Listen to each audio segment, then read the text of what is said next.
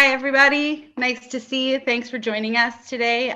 We are here to do a quick informal update on our snow and ice plans. We'll talk a little bit about the weekend. We'll talk a little high level about plans for the rest of the year, sort of as we kick off the holiday travel season. First, we'll hear from our Chief Operating Officer, Bonnie Teeuwen, and then we'll hear from Frank Williams, who is our Director of Public Works. I'll have everybody muted while they're sharing some comments, and then we'll take questions at the end. If you would like to just raise your hand when you have a question to make it easier for me, I'll unmute you. And I'm planning on recording this session. And thanks a lot. I will kick it over to Bonnie. So thanks. I'm Bonnie Teeuwen. I'm the Chief Operating Officer for the City of Cleveland. Thanks for joining us today. After our first snow event of the season, happy to say that I think we did a pretty good job. We've been working all summer. Frank, coming back to the City of Cleveland, instituted weekly snow and ice meetings starting in July. It's hard to believe that. Recording in progress.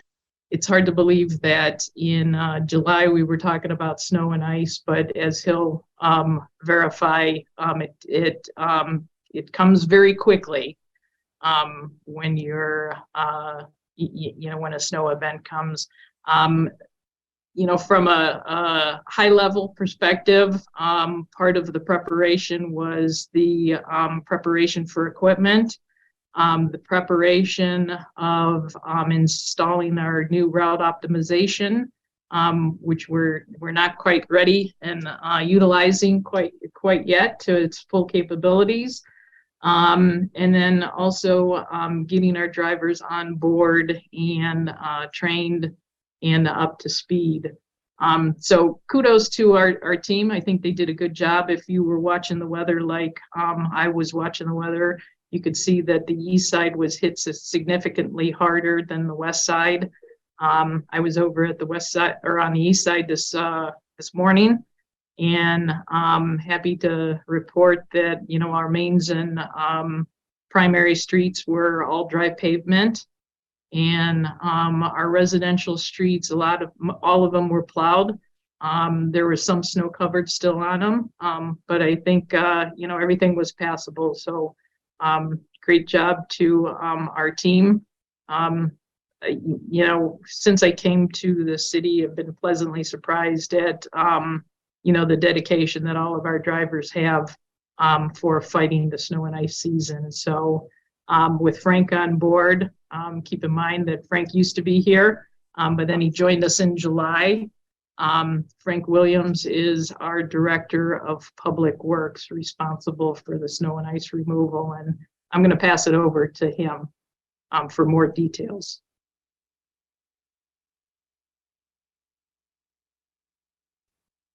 Good afternoon. Thank you, Chief Teeuwen, for your support and your kind words concerning our first event and my first event back with the City of Cleveland. It was definitely came with high anxiety to be back on my first one. So most of my team hasn't slept since last Friday. So we're looking to get some rest if the weather will let us at some point here this week. Just to talk about this event, Chief, we averaged about 50 units out during that event.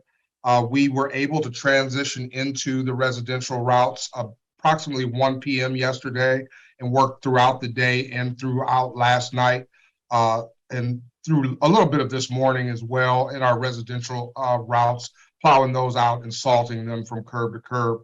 What you'll see now is where you'll see some parked cars have moved and things of that sort, and we're dressing up areas as we can and also taking advantage of the sun that's helping us right now throughout the city. So definitely appreciate your support and administration support through getting through our first event. Just also to talk a little bit about our department and what we have this year for our snow and ice control services. The department has 60 plow trucks that is comprised of a group of single and tandem axle vehicles. We have 13 pickup trucks and 11 road graders, along with 14 front end loaders in our fleet ready for snow and ice control services. We also have the ability to enlist an additional 16 units from other city departments and divisions through extreme or during extreme snow events. The equipment now is equipped with AVL or automatic vehicle locator devices that we are now able to see where our units are throughout the city when we're in an event, as well as when we're not in an event. We're looking at the implementation, as you mentioned, of route optimization. One of those things are going on as we speak. Just to kind of give a bit of a higher level view of what we're working on the public-facing portion. That's our snowplow tracker that we had last year that we are rebuilding from scratch and going to be implementing and unveiling here in the next few weeks. The other parts of the optimization process is moving our maps that the staff uses going through the routes from paper to digital maps, and that is happening as we speak as well. We're getting installations that is happening throughout this week.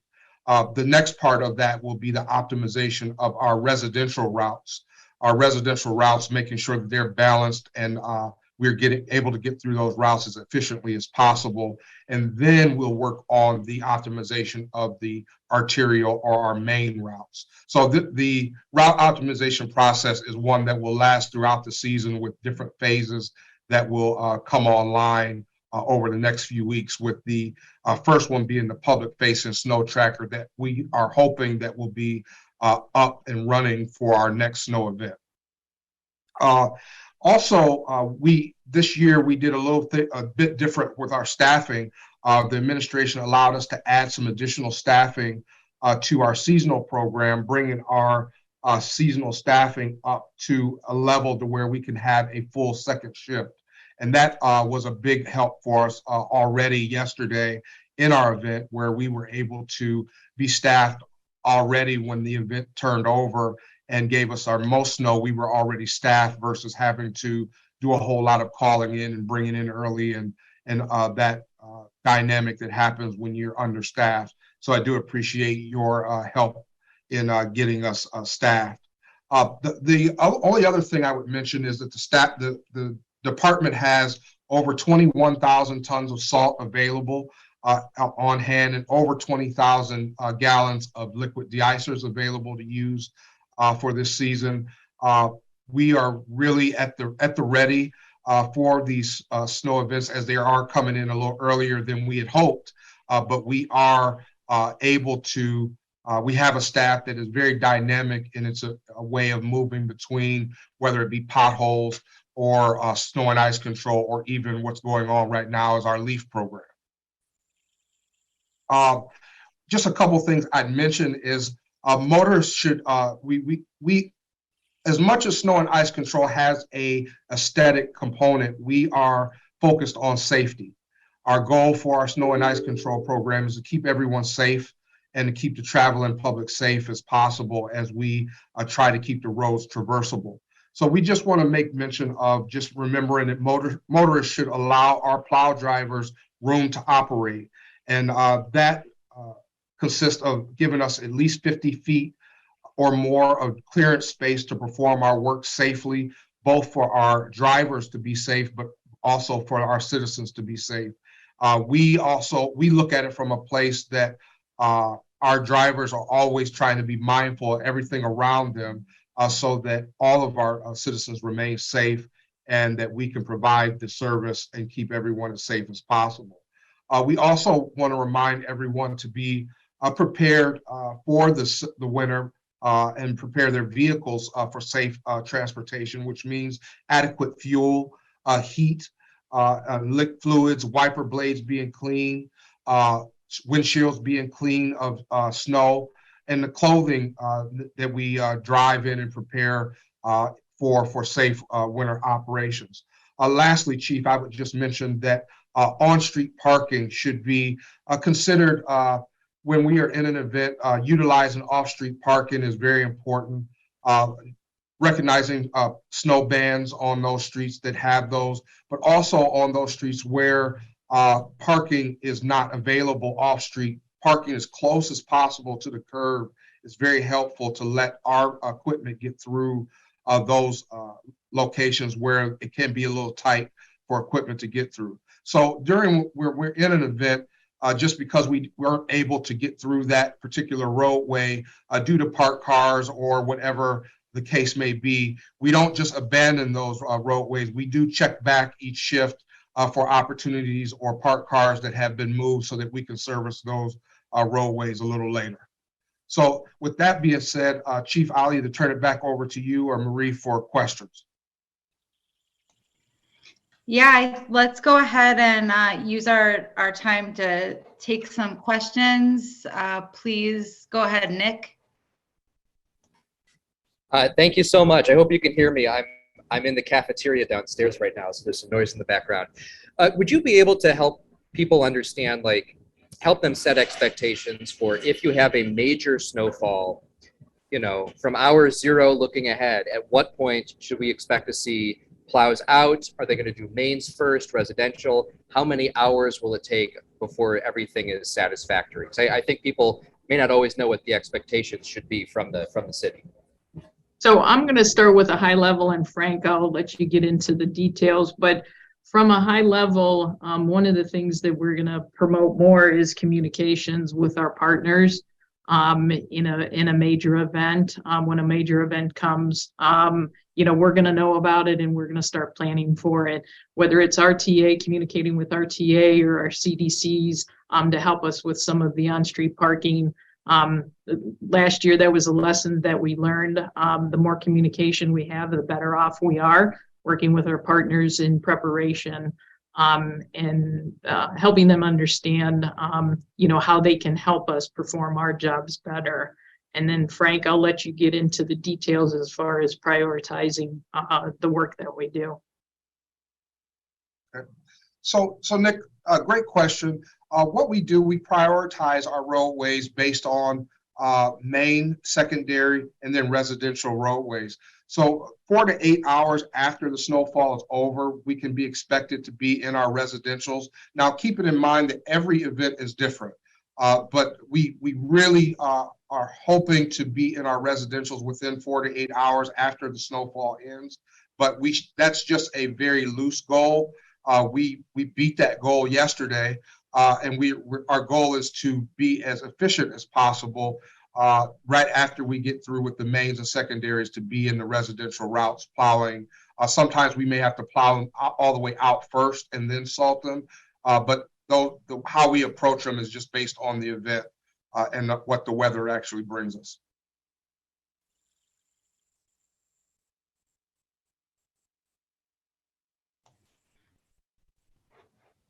Yes, go ahead, Tino. What are the changes moving forward? I know that you guys said you were going to address the plan, you know, because there's more snow going to come, but what's going to change compared to this? What did you learn from this first snow, or, you know, how can we improve on the, you know, the cleanup efforts? Well, I think the first thing that we've done a little differently is we've been pre-staffed a little earlier in preparation for the event. And I think that's one of the things that the administration has learned, and one of the things that I bring with me coming back is one of the things that is necessary is to not get behind events. And so that's one of the biggest things that I would say that we are really looking at, is making sure that we don't get behind events and actually keep up with those events. A couple other things that I would mention, like I mentioned, the route optimization pieces that we are implementing this year is a big thing that we're working to not necessarily be faster, but be more efficient when we get into our residential routes, eliminate missed streets and things of that sort. And those things are going to be helped by our inclusion or implementation of our in-cab devices, the utilization of the technology that we are implementing going forward. As it relates to the other things operationally, what you're seeing now, even after the event is over, we are taking a better look at the post cleanup efforts. One of the things that we've learned is if we knock off the event too early, we're not prepared for the next event that will come behind it. So it's very important for us to manicure and clean up our main areas after we finished our residential areas, cleaning up any missed spots or any places where parked cars have been moved in order to prepare for the next event that'll be coming.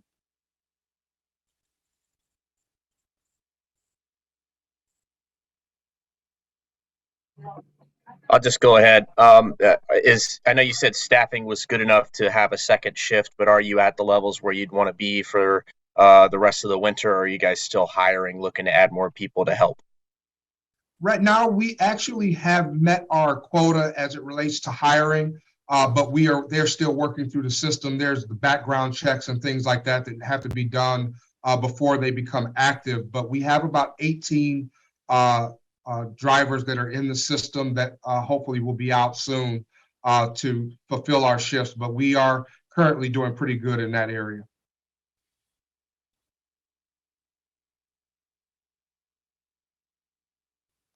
And then what's your big takeaway message for residents? Is it just to have patience when these snowstorms happen because you guys are out working, or what would you say? Well, I would answer that in probably two parts. First thing is, remember that we are focused on safety. Our idea is to keep the traveling public safe. It may not look pretty all the time, but we are working our best to keep things safe. The other thing is, I would say, is that we are coming. If you haven't seen us yet, just be patient. We're coming to service your areas as quickly as possible. But again, the idea is to focus on the safety first, and then the process of controlling the snow and ice.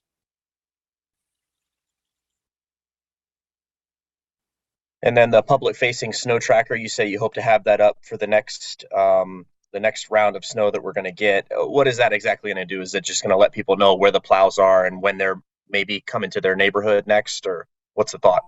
Well, actually, what the snowplow tracker lets you know is what has been serviced. It doesn't necessarily show where we're going. It shows what has been serviced in almost real time. And why is that an effective tool for people to have at their disposal to look at? Well, I think it's effective in a few ways. First, they can get an idea of what we're doing as it relates to if we're on the residential or main roadways yet, but it also gives people the opportunity to see when we get close to possibly move their vehicles into a driveway or off the street. It gives folk that opportunity to gauge their plans, whatever plans people may have. It gives an opportunity to give an idea where we are from a place of productivity.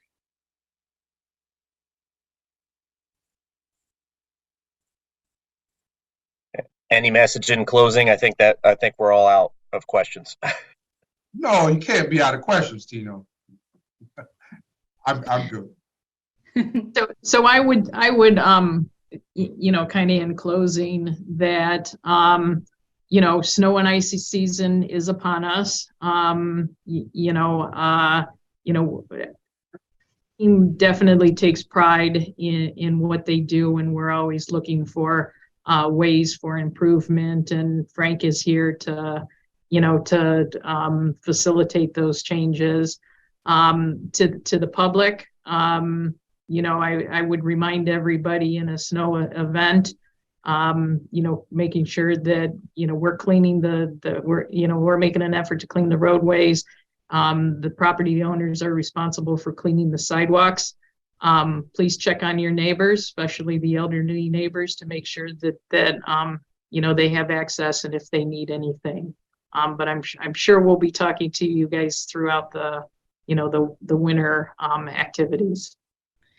Yeah, can we take Lucas real quick, please? And then followed by Nick.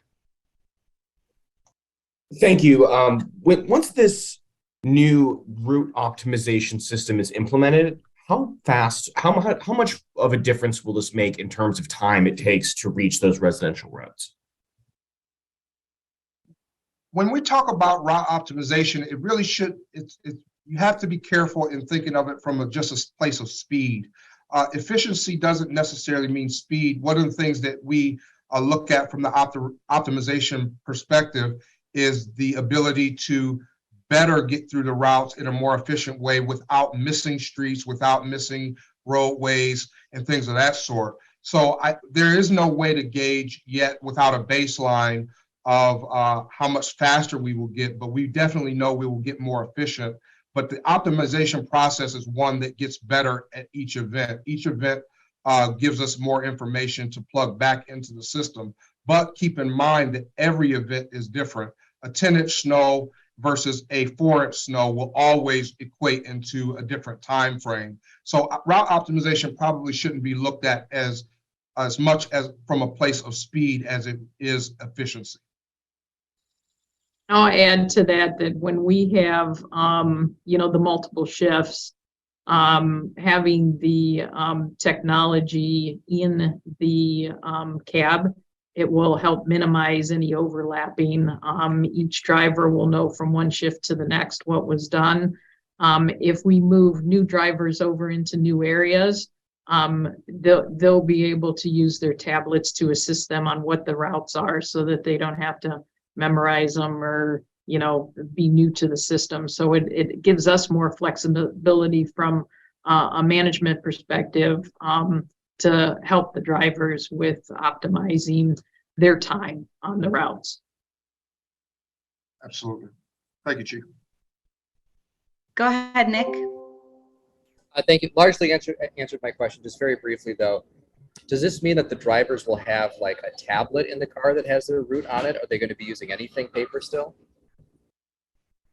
That is correct. They will have the opportunity to utilize the tablets, which will have the mapping, and at some point we will implement turn-by-turn directional mapping throughout those devices. We do still have some staff that utilize maps, the paper maps, just because it's kind of a crutch, but we will be looking to phase those out as soon as possible.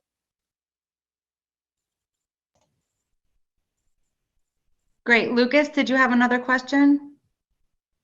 I did not. Sorry, I forgot to lower my hand.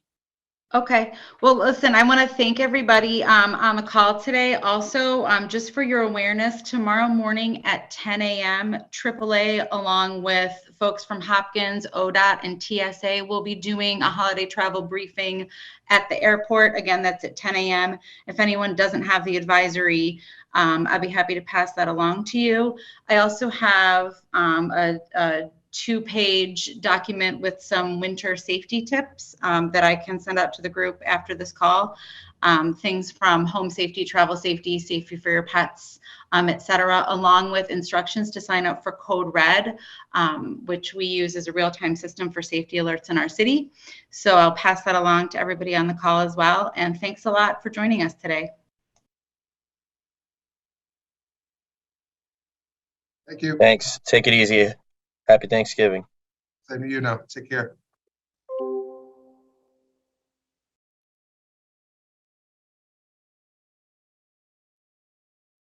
A 10-inch snow versus a 4-inch snow will always equate into a different time frame. So route optimization probably shouldn't be looked at as much as from a place of speed as it is efficiency.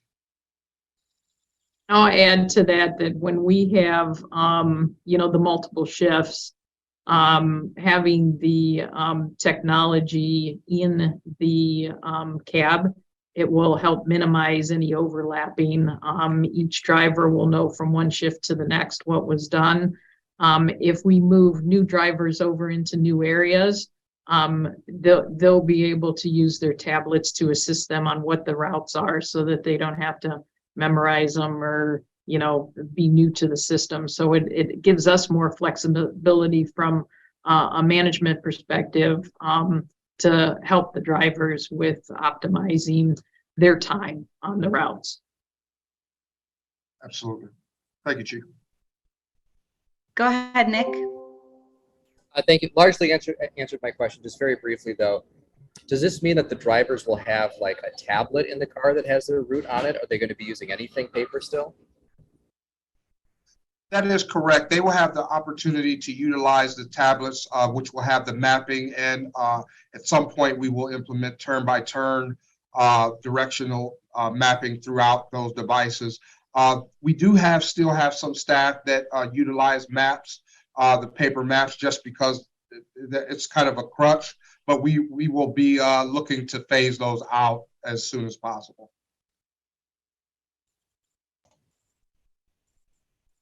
Great. Lucas, did you have another question? I did not. Sorry, I forgot to lower my hand. Okay. Well, listen, I want to thank everybody on the call today. Also, just for your awareness, tomorrow morning at 10 a.m., AAA, along with folks from Hopkins, ODOT, and TSA, will be doing a holiday travel briefing at the airport. Again, that's at 10 a.m. If anyone doesn't have the advisory, I'd be happy to pass that along to you. I also have a 2-page document with some winter safety tips that I can send out to the group after this call. Things from home safety, travel safety, safety for your pets, etc., along with instructions to sign up for Code Red, which we use as a real-time system for safety alerts in our city. So I'll pass that along to everybody on the call as well. And thanks a lot for joining us today. Thank you. Thanks. Take it easy. Happy Thanksgiving. Same to you now. Take care.